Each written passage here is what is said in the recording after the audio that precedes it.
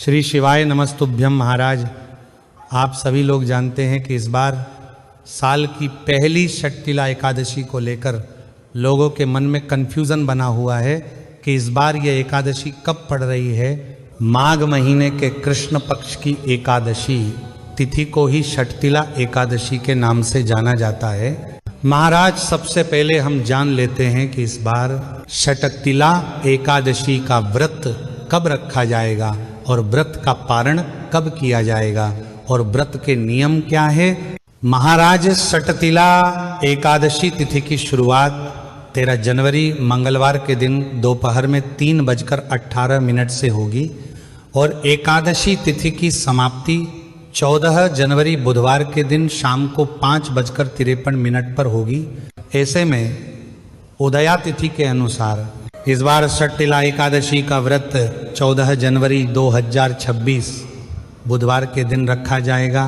क्योंकि इसी दिन के ब्रह्म मुहूर्त में एकादशी का समय आ रहा है और सूर्योदय भी इसी तिथि में हो रहा है और पूरा दिन एकादशी तिथि होने के बाद शाम के समय इस एकादशी तिथि की समाप्ति हो रही है। इसलिए 14 जनवरी के दिन ही एकादशी का व्रत सर्वश्रेष्ठ रहेगा।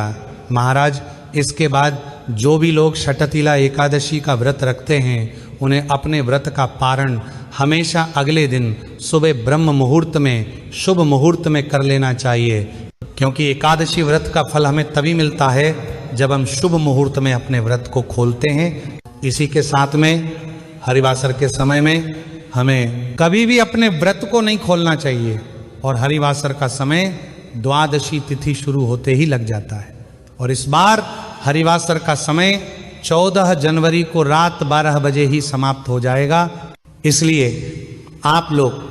अपने व्रत का पारण 15 जनवरी के दिन सुबह के समय कर सकते हैं। महाराज, जो लोग षटतिला एकादशी का व्रत रखेंगे उन सभी लोगों को अपने व्रत का पारण 15 जनवरी गुरुवार के दिन सुबह 7:15 से लेकर सुबह 9:21 के बीच में कर लेना है, क्योंकि यही व्रत पारण करने का शुभ मुहूर्त है। महाराज, एकादशी का व्रत रखने वाले लोगों को दशमी तिथि के नियमों का पालन करना चाहिए, जिसमें उन्हें दशमी तिथि को एक ही समय भोजन करना चाहिए। सूर्यास्त के बाद भोजन नहीं करना चाहिए। लहसुन प्याज वाला भोजन आपको ग्रहण नहीं करना चाहिए और इस दिन तुलसी पत्र भी तोड़कर रख लेना चाहिए, क्योंकि एकादशी और द्वादशी को तुलसी पत्र नहीं तोड़ा जाता है। महाराज, इसके बाद एकादशी वाले दिन सुबह जल्दी उठकर स्नान करके भगवान की पूजा करके अपने व्रत का संकल्प लेना चाहिए और इस व्रत में आप चाय, पानी और फलहार कर सकते हैं और देवाय नमः मंत्र का जाप भी करना चाहिए और शाम के समय विशेष रूप से दीपक जलाकर भगवान विष्णु और माता लक्ष्मी जी की पूजन आराधना भी करनी चाहिए। महाराज, इसके बाद अगले दिन सुबह जल्दी उठकर द्वादशी तिथि में शुभ मुहूर्त में अपने व्रत का पारण करना चाहिए और व्रत पारण वाले दिन आपको शुभ मुहूर्त में गंगा जल का उपयोग अपने व्रत को खोलने के लिए जरूर करना चाहिए और भगवान का प्रसाद अपने साथ में खाकर ही अपने व्रत को खोलना चाहिए। महाराज, इसी के साथ में इस बार की जो षटतिला एकादशी है, इस दिन विशेष रूप से काली तिल का विशेष महत्व होता है और यही षटतिला एकादशी के दिन मकर संक्रांति भी पड़ रही है और इस दिन 6 प्रकार से तिल का उपयोग भी किया जाता है, जिसमें तिल से स्नान, तिल का दान, तिल का सेवन, तिल का उबटन, तिल से हवन और जल में तिल का प्रयोग करने से आपके जीवन की सारी दुख और परेशानियां दूर हो जाती है और इन्हीं 6 प्रकार की वजह से इस एकादशी का नाम षटतिला एकादशी पड़ा है।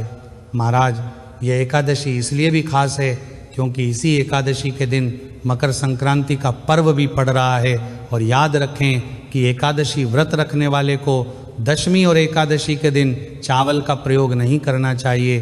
यानी कि चावल खाना नहीं चाहिए। इसके अलावा व्रत पारण करने के बाद आप चावल का सेवन कर सकते हैं,